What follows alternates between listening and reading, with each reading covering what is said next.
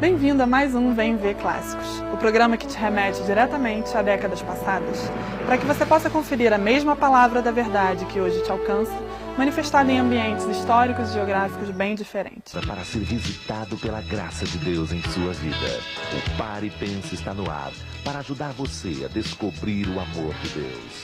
Abra sua mente e o coração. Deus vai abençoar muito a sua vida no programa de hoje. E agora, Reverendo Caio Fábio.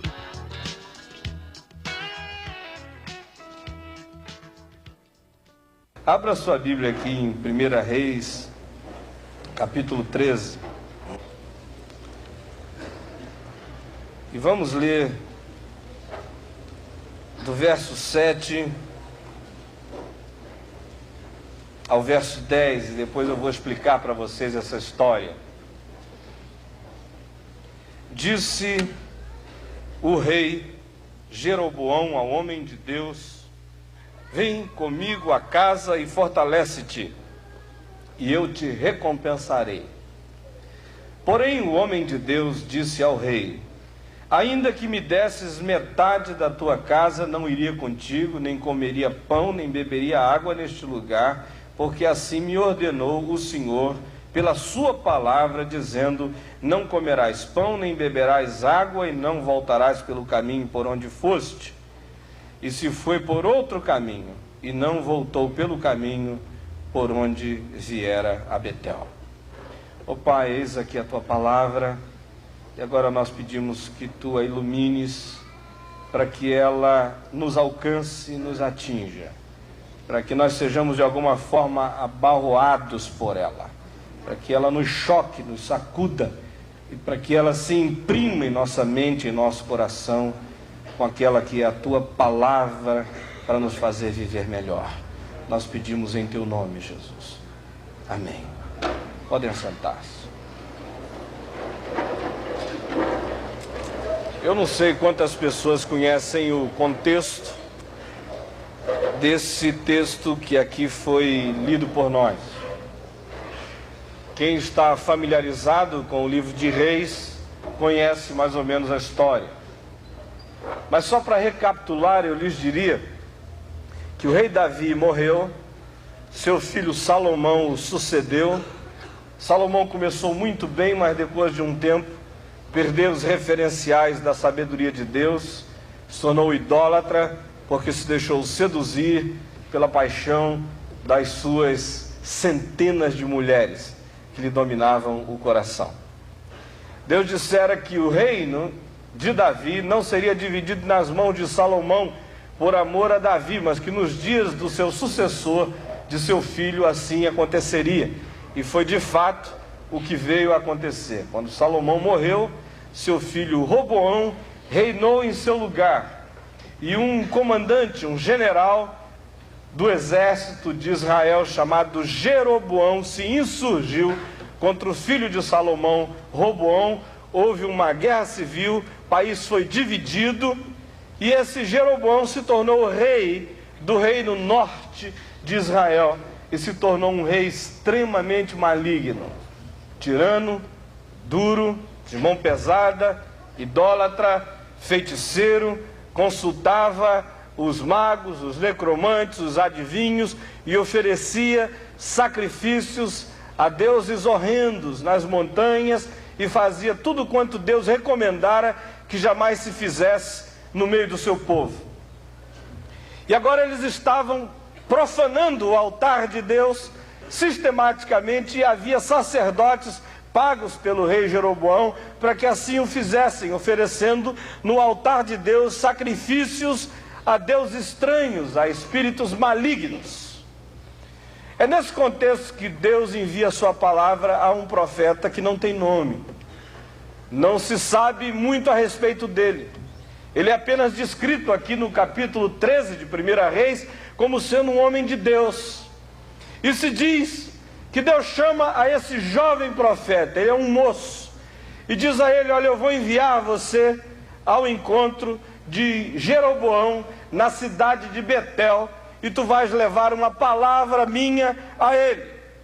E o profeta foi lá e encontrou o rei diante do altar de Deus em Betel, e ele profetizou contra o altar, dizendo: altar, altar, assim diz o Senhor, eis que um filho nascerá à casa de Davi, cujo nome será Josias, o qual sacrificará sobre ti os sacerdotes dos altos que queimam sobre ti incenso, e ossos humanos se queimarão sobre ti. E ele deu um sinal ao rei e aos que estavam presentes ali, dizendo: eis que o altar se fenderá e se derramará cinza que há sobre ele. Quando este jovem profeta disse isso, diz a Bíblia que o rei Jeroboão ficou tão irado que estendeu a mão assim sobre o altar, ordenando aos seus guardas, dizendo: prendei-o. Mas quando ele estendeu a mão sobre o altar, sua mão ficou enrijecida. Ele não podia mais recolher a mão, ela se retesou, se tornou mão alienígena, que ele não tinha mais nenhum controle sobre ela, ela estava lá, e ele queria puxar a mão, e a mão não voltava, e o rei desesperado, não conseguia puxar a mão de volta, e a mão estendida, e o profeta parado diante dele, e a mão do rei, e o rei disse: pelo amor de Deus, profeta, ore por mim, clame ao Senhor, para que a minha mão se recolha. E o profeta orou por ele, e a sua mão então se recolheu, e o altar de Deus se partiu no meio, e as cinzas que havia no altar foram derramadas. E foi um sinal tão chocante que o rei Jeroboão olhou agora para esse jovem profeta e disse a ele: olha, vem à minha casa comer pão e beber água, porque hoje te recompensarei, diz o verso 7. O profeta, todavia, respondeu a ele, dizendo: eu não posso ir contigo, ainda que me desses metade da tua casa, não iria contigo, nem comeria pão, nem beberia água neste lugar, porque assim me ordenou o Senhor, dizendo: não comerás pão, nem beberás água, e não voltarás pelo caminho por onde foste. E aí ele deixou o rei e se foi por um outro caminho, voltando para a sua cidade. Aí começa uma outra história relacionada a esse moço. Diz o verso 11 que morava em Betel, aquela cidade onde o episódio inicial ocorrera, um profeta velho. Tinha servido a Deus durante muitos anos. E vieram a ele os seus filhos, que tinham presenciado o acontecimento, chegaram em casa correndo assim, o fôlego sobressaltado, disseram: papai, papai, o senhor nem imagina o que aconteceu. Veio um profetinha, jovenzinho, sim, barba ainda rala, moço tenro, quem sabe até inexperiente, chegou lá, encarou o rei Jeroboão, disse umas verdades para o rei mandou prender, a mão dele ficou retesada, o altar se partiu, o profeta teve que orar por ele, para que a mão do rei voltasse ao normal, e mais ainda, o rei queria dar recompensas enormes ao profeta, e o profeta disse: olha, não recebo, não como pão nem bebo água na tua casa, não recebo tua recompensa e não volto pelo caminho por onde vi, estou indo embora, tchau. E contaram a história ao pai, e o pai então disse: escuta, vocês sabem o caminho por onde ele foi? Os filhos disseram: nós sabemos. E ele então disse: por favor, preparem-me aí um jumento. É o Fusquinha, o carro do Itamar naqueles dias, né? Preparem-me o meu jumento, ponham lá a sela, arrumem tudo direitinho, forrem, porque eu vou atrás desse profeta. E aí prepararam, ele vem, monta no seu jumentinho e sai correndo o máximo que pode. O jumentinho vai naquele passinho jumentoso na direção do profeta novo, até que ele o acha embaixo de um carvalho. Está ali o moço sentado, quieto. O profeta olha para ele e diz assim: escuta, tu és o homem de Deus que estava em Betel e que falaste uma palavra ao rei. E diz aqui a Bíblia, no verso 14, que o profeta disse: eu mesmo. És tu? Disse: eu mesmo, sou eu, sim senhor, sou eu. Aí ele disse, olha, entra na minha casa, come pão e bebe água. Aí o profeta novo disse, eu não posso. Interessante, é porque ao rei ele dissera, ainda que me desses tudo, não entraria. Agora ele já está um pouco mais brando, um pouco mais ameno, já relativiza um pouco mais. E diz assim, não posso voltar contigo, nem entrarei contigo, não comerei pão, nem beberei água contigo neste lugar, porque a palavra de Deus para mim disse que assim eu não fizesse. Aí o profeta vira para ele e diz o seguinte, também eu sou profeta como tu. E um anjo me falou por ordem do Senhor, dizendo, faze-o voltar contigo à tua casa, para que coma pão e beba água. E o verso 18 diz, porém mentiu-lhe. O resultado nos é aqui explicitado no verso 19, que diz, então voltou ele e comeu pão em casa e bebeu água. Quando acabaram de comer, o profeta velho se levanta, tem assim uma crise profética, olha para o garotão e diz o seguinte, porquanto tu não obedeceste a palavra do Senhor que te ordenara, não comesses pão, nem bebesses água neste lugar, tu não cairás, não irás em paz à sepultura dos teus pais. Alguma coisa de Deus acontecerá contigo para te punir. O profeta jovem se levanta, senta no seu jumento, vai para casa. Diz a Bíblia que no meio do caminho um leão sai dos bosques, pula sobre ele e o mata. E ficaram ali os três, profeta morto no meio, o leão e o jumento, ladeando um olhando para o outro. E os transeuntes passaram e chegaram à cidade e disseram ao profeta velho o que havia acontecido. E a Bíblia diz que ele então prepara o seu jumento, vai àquele lugar, percebe que o corpo do profeta jovem não fora despedaçado, coloca-o sobre o seu próprio animal, traz-o de volta à cidade, sepulta aquele moço na sepultura da família que esse profeta velho tinha, e o pranteia grandemente e diz, ó meu irmão, ó meu irmão, ó meu irmão, homem de Deus, ó meu irmão. Agora, essa sem dúvida é uma história estranha, é uma história esquisita, é uma história que deixa a cabeça da gente com alguns nós. A gente fica querendo entender o que há aqui. Se há um profeta que mente, há um outro que desobedece, há um que quer enganar, há um outro que parece querer ser enganado. O que engana parece amar aquele que é enganado. Há sentimentos estranhos. Aliás, eu diria a todos os que estão aqui hoje, que a história aqui descrita nos mostra com uma força enorme o poder das ambiguidades, das contradições, dos contrastes e das confusões que habitam o coração de qualquer ser humano. Primeiramente, nós somos introduzidos à ambiguidade do profeta jovem, que é profeta, que conhece a Deus, que ouve a voz de Deus, que fala a palavra de Deus, que quer servir a Deus, mas que também quer recompensa humana, também quer reconhecimento humano, também quer ser aplaudido, também quer ser percebido, também quer ser visto, também quer usufruir os benefícios do trabalho que faz.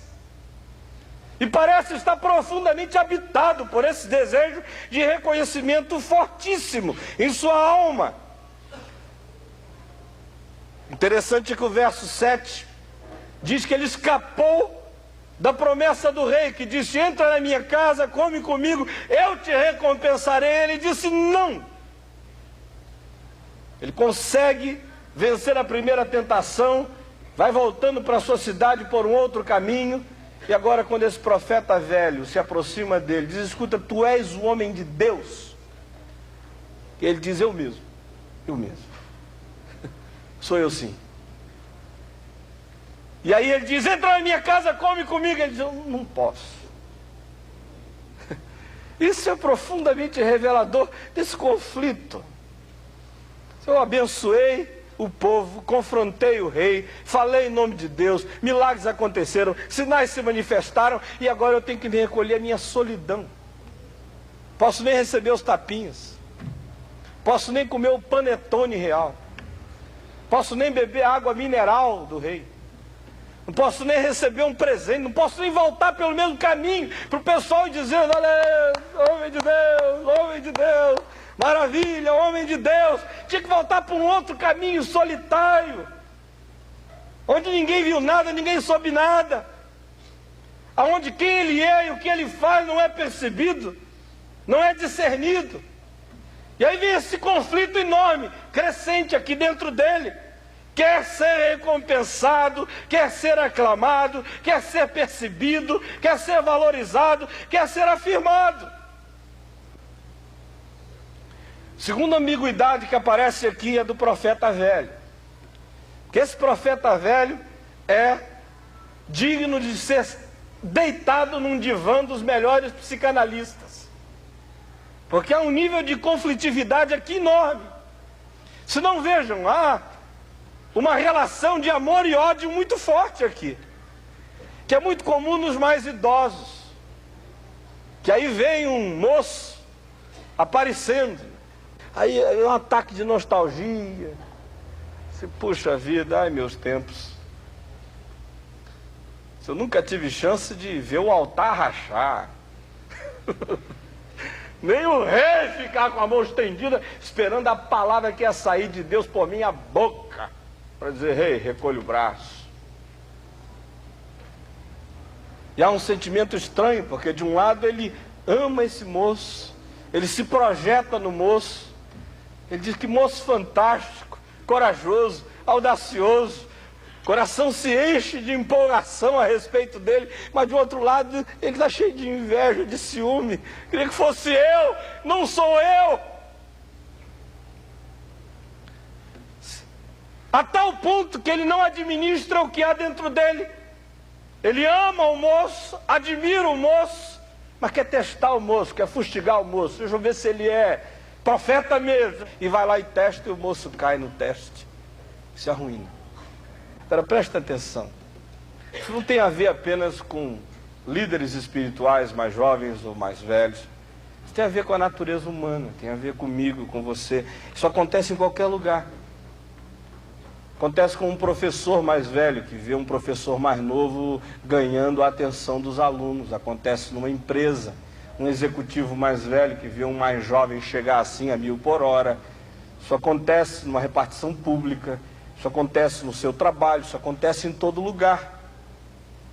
Desejo de ser reconhecido, de ser afirmado, de ser aplaudido, de ser indicado e apontado como sendo a pessoa da façanha, habita o coração de qualquer um de nós. E admiração por aqueles que são assim, e ao mesmo tempo inveja e ciúme daqueles que assim são, também acontece no coração de todos nós. Por exemplo, eu estou vendo aqui muitas senhoras com cara de sogra. Acontece muito em coração de sogra, não é? Se ela vê a gata do filho dela, ser bonita, charmosa, cheirosa, exuberante, inteligente. Ela diz: puxa, que beleza, meu filho pegou um avião mesmo, né? Coisa linda, minha norinha. E ela admira a norinha, mas de um outro lado, ela odeia a norinha. Tomou meu filho, tomou meu lugar, tomou minha cadeira, tomou meu tempo. Não me digam que não é assim. Esse conflito aqui não acontece só entre profeta jovem e profeta velho, acontece entre seres humanos jovens e seres humanos idosos, em qualquer lugar, em qualquer situação, em qualquer hora, em qualquer contexto. Agora ouçam bem, porque eu não vim aqui hoje à noite falar exatamente sobre isso. Isso é apenas uma grande introdução para nos situar no drama que aqui está colocado para nós. Eu vim foi desejoso de pensar e de refletir nas lições que aparecem aqui nesta porção da palavra de Deus e que são fortes, são seríssimas para todos nós. E há 3 delas aqui, pelo menos, que eu gostaria que nós levássemos para casa hoje, com todo carinho, guardando-as no coração, com toda atenção. A primeira delas é aquela que diz que os momentos mais perigosos na vida são sempre aqueles que vêm depois de grandes conquistas. Gente, depois das grandes conquistas vêm os momentos sempre mais perigosos. Depois que você passa no vestibular, que dá uma vontade enorme de ir para um motel, para uma farra. Jogar para o alto um bocado de coisa que você não negociava. Depois de bater todo mundo como vendedor na sua empresa, de se tornar o vendedor que mais vende na região, é que dá vontade de dar uma celebrada com uma louraça na esquina. É depois de grandes momentos espirituais, de ser reconhecido como homem de Deus, é que dá vontade de passar pelo meio da multidão para todo mundo te tirar um pedaço e dizer, está aqui mesmo esse homão de Deus, e de ver teu nome afirmado ali. É depois de ver reis assim com o braço sem poder recolher, esperando a palavra que sai da sua boca ser dita, para que então as coisas aconteçam. É depois dessa glória, dessa pompa enorme, que de fato eu e você mais somos fragilizados. Ao contrário do que muita gente pensa, a manhã posterior à noite da transfiguração não é uma manhã de glória, é uma manhã de enfrentamento do diabo. Vocês lembram de que Jesus se transfigura diante dos seus discípulos numa noite? No dia seguinte, quando ele desce o monte, ele encontra um possesso, é o diabo renitente, ousado, desejoso de ficar e de barrar-lhe o caminho. É sempre assim. É depois que os céus se abrem para ele, e ele ouve a voz do Pai, quando é batizado, este é meu filho amado, em quem eu me comprazo, que ele é levado ao deserto para ser tentado pelo diabo por 40 dias. É depois que Elias faz fogo cair do céu sobre o altar e destrói os 400 sacerdotes de Baal e mata os 450 sacerdotes de poste ídolo lá no ribeiro de Quizon, que ele cai numa profunda depressão, numa agonia, num marasmo, numa paragem de alma, num sentimento tremendo de solidão, de que ninguém lhe bateu nas costas, que ele fica sozinho, e a alma se encaramuja, se espreme dentro do próprio ser, e ele quer morrer de deprimido. Cada um experimenta o seu conflito ao seu próprio modo, mas é sempre depois desses momentos de glória que vem os momentos da maior tentação. Você lembra de Pedro? Momento de glória, quando Jesus diz, o que dizem as multidões que eu sou? E todo mundo então elucubra sobre o que a última pesquisa de opinião mostrava a respeito de Jesus. E Jesus então diz, e vocês, o que dizem que eu sou? E Pedro toma a palavra e diz, tu és o Cristo, o Filho do Deus vivente. Jesus olha para ele e diz, bem-aventurado és, Simão Barjonas, porque não foi carne nem sangue quem tu revelou estas coisas, mas meu Pai que está nos céus. Em verdade eu te digo que tu és Pedro, sobre esta pedra eu edificarei a minha igreja, e as portas do inferno não prevalecerão contra ela. Aí o que acontece a seguir? Jesus diz, em verdade eu vos digo que importa que o Filho do Homem vá a Jerusalém, que seja escarnecido, maltratado, cuspido, martirizado, seja morto e ressuscite ao terceiro dia. Aí Pedro diz, Senhor, isso jamais acontecerá contigo. E Jesus, que tinha acabado de dizer para ele, tu és bem-aventurado, olha para ele e diz, arreda, Satanás. Sabe por quê? Depois de ter uma revelação daquela, Pedro começou a achar que qualquer coisa que saísse de dentro dele era boa. Depois de ter aquele impulso maravilhoso, tu és o Cristo, ele sentiu um outro impulso agora: Senhor, isso não te acontecerá. Só que esse agora não tinha nada a ver com Deus, tinha a ver com o diabo. Depois da glória, você ganha uma confiança enorme, começa a achar que de alguma forma você tem direito à recompensa. A segunda lição que fica fortíssima para mim e para você aqui é aquela que diz que as relações mais perigosas na vida são sempre aquelas que misturam admiração e inveja. As piores pessoas são aquelas que nos amam com maior passionalidade. Os indivíduos mais perigosos são os discípulos mais fervorosos. De vez em quando eu encontro uma pessoa que diz: olha, eu já li todos os seus livros, eu sei até como é que você pensa, tenho uma capilha de livro teu assim do lado da minha cama. Aí ele começa a falar comigo, eu começo a me ver, ele está me repetindo o tempo todo, ele me repete mais do que eu me repito. Aí o sujeito está apaixonado, aí eu começo a ficar com medo, eu digo: ele me mata. Uma hora dessa ele pega um livro desse assim, dá na minha cabeça e me mata.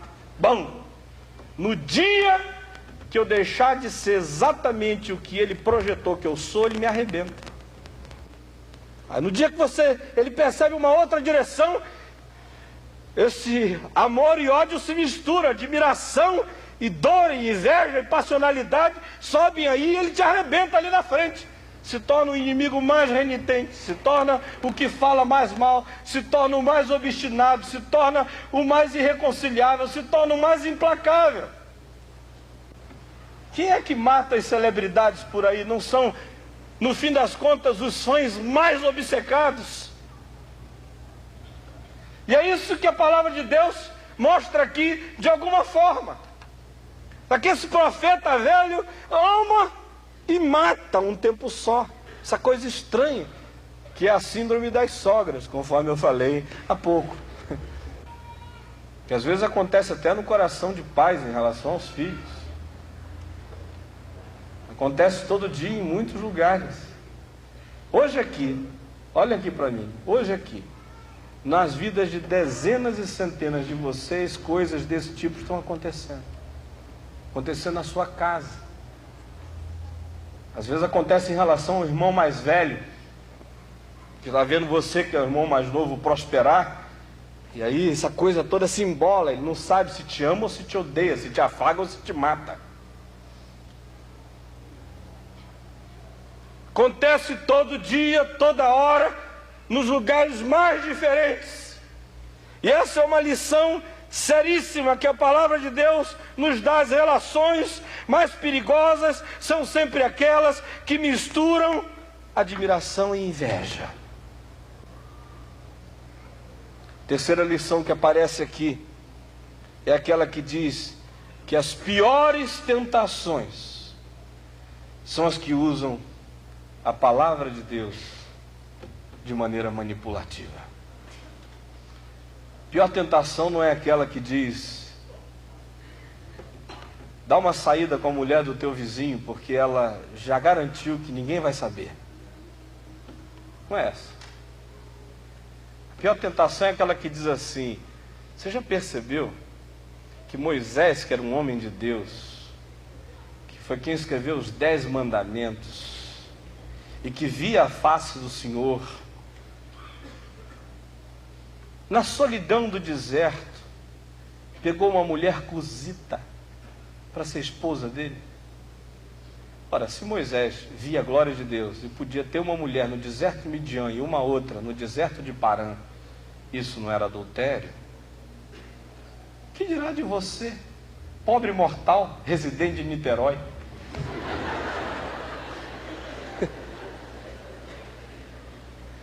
Isso é muito mais sutil, é ou não é? Mas é ou não é? Muito mais do que chegar e dizer assim: mente, mente para te safar. É aquela exegese do texto bíblico que diz assim: olha, você percebeu a quantidade de vezes que Abraão, Isaac e Jacó mentiram? e Deus continua abençoando a vida deles. Ou no Velho Testamento, quantas mentiras brancas foram ditas e Deus continua abençoando. Não precisa ser tão radical assim. As tentações mais perigosas são essas. São aquelas que fazem exegese da Bíblia. Exemplo. Aquelas 3 do deserto com Jesus. A segunda foi a mais sofisticada de todas. Que o bicho é tão descarado, tão sutil e tão malévolo, que apanha Jesus e o leva para o pináculo do templo. Abre o Salmo 91, abre o Salmo 91 e diz assim, olha, está escrito, lê aqui, verso 9 em diante. Aos seus anjos dará ordens a teu respeito, para que te guardem em todos os teus caminhos. Então pula do templo, por aqui, pula da torre, que está escrito, a palavra do Senhor não falha, a palavra do Senhor é verdadeira, a palavra do Senhor é rema, a palavra do Senhor está dita, reivindica a palavra, determina que assim será, toma posse agora, decreta que os anjos vão vir te pegar e pula. Que coisa bonita. Parece que está cheio de fé isso aqui. Como muita coisa que eu vejo acontecendo hoje em dia em volta de nós. Aí o sujeito pula. Vamos lá. Em nome do Salmo 91 e da palavra infalível de Deus, eu decreto que a palavra vai se cumprir. Aí ele pula. Lá, se arrebenta lá embaixo. Se ele der a sorte de morrer, aí ele amanhece no céu, não lembra de mais nada, de que foi uma estupidez que ele fez, né? Diz, oh Senhor, que bom que eu estou aqui, e o Senhor é misericordioso e longânimo, nem lembra ele que foi mesmo uma estupidez que ele fez, por isso que ele está no céu, deixa tudo para lá. Agora, se ele dá o azar, desculpem usar uma palavra tão pagã, se ele dá o azar de não morrer, aí ele fica lá embaixo, de perna quebrada, todo arrebentado, pino para todo lado, pé estirado no hospital, com uma crise teológica enorme. Enorme. Meu Deus, a palavra não se cumpriu. Não é a palavra, perdão, Jesus, sou eu que sou um desgraçado. Eu que não tenho fé, eu que sou um verme cínico. Eu que não presto, meu pastor lá da minha igreja tem razão. Que ele decreta e com ele acontece. Ele diz e faz, mas eu é que não presto. Aí depois diz, não, eu não sou tão ruim assim não, afinal eu pulei. Eu pulei, o que foi? Foi o paraquedas que não abriu, defeito de fabricação, qual foi o problema? A crise, a angústia acaba no gabinete pastoral de um outro pastor. Não é? Acontece todo dia. Nesses dias, cada vez mais. Especialmente porque nos dias de hoje se inventou uma teologia que tem muito pouca base bíblica. É aquela que diz que há 2 palavras no Novo Testamento para diferenciar palavra de palavra. Então eles dizem que existe a palavra logos, no grego, que é a palavra eterna de Deus.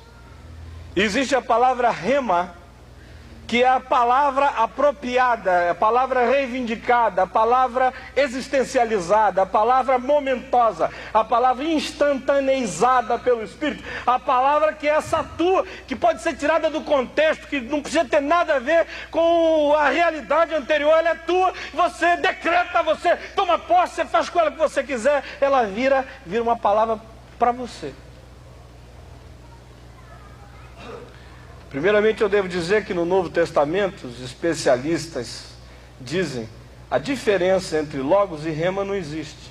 Existe logos, existe rema, mas são palavras sinônimas, usadas no contexto do Novo Testamento sinonimamente, sem essa diferença. E a segunda coisa que eu quero dizer, é que tem muita gente quebrando a cara por causa dessa tal de palavra rema.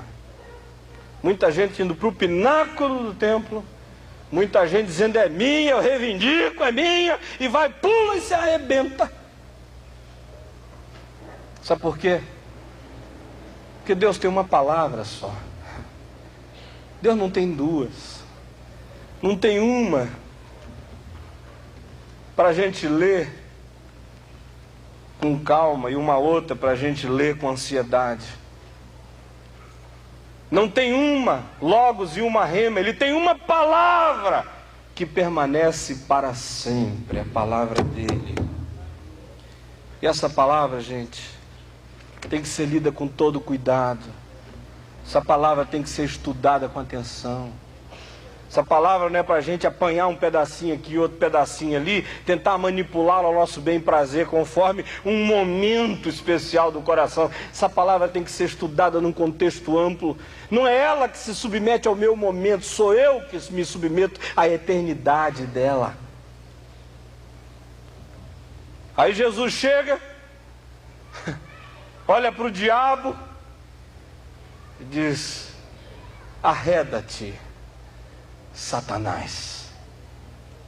Gente, é preciso ter um discernimento tremendo para discernir que às vezes a palavra que está sendo ministrada para nós não tem nada a ver com Deus, é uma falsificação, é uma manipulação, é uma ideologização, é uma adequação humana, não tem nada a ver com Deus. Porque a palavra de Deus não manda pular de torres.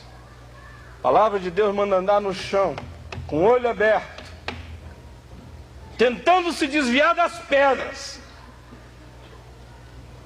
E quando a gente tropeça numa, ele diz: seus anjos têm ordens a teu respeito, para te protegerem em todos os teus caminhos.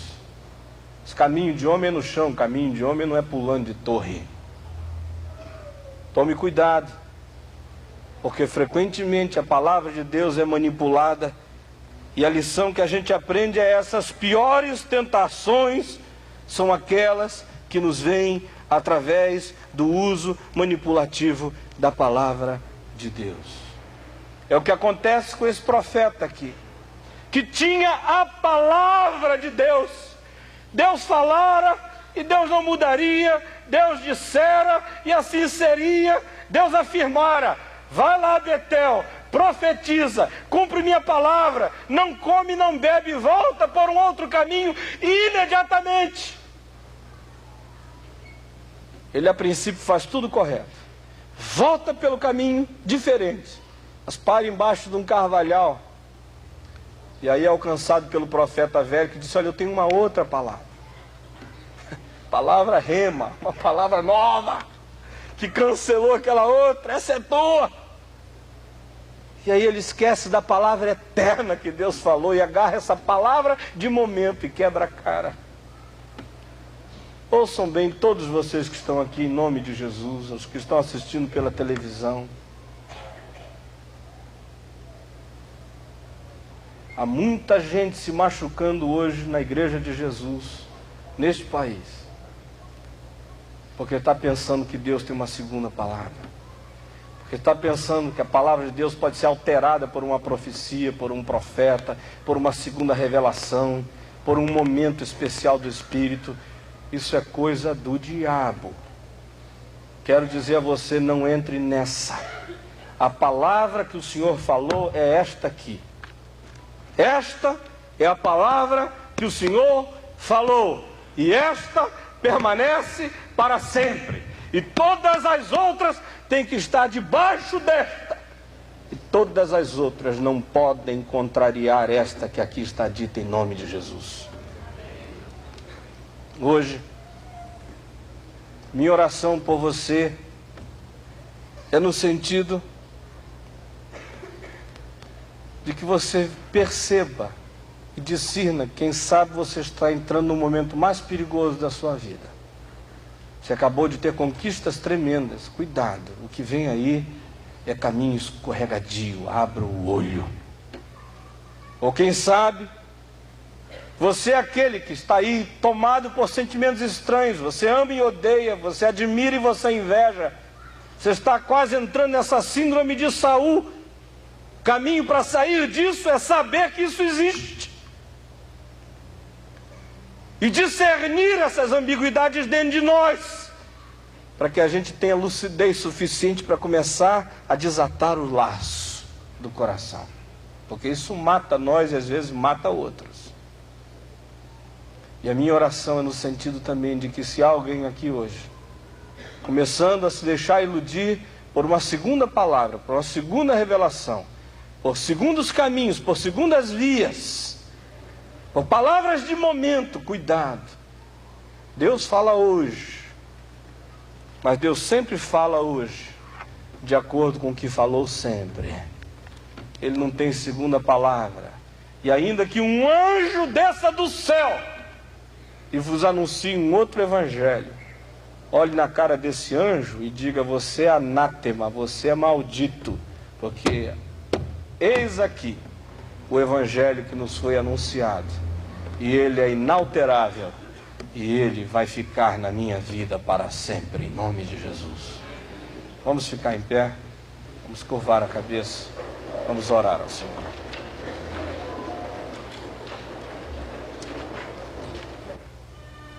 Senhor Jesus, eu quero orar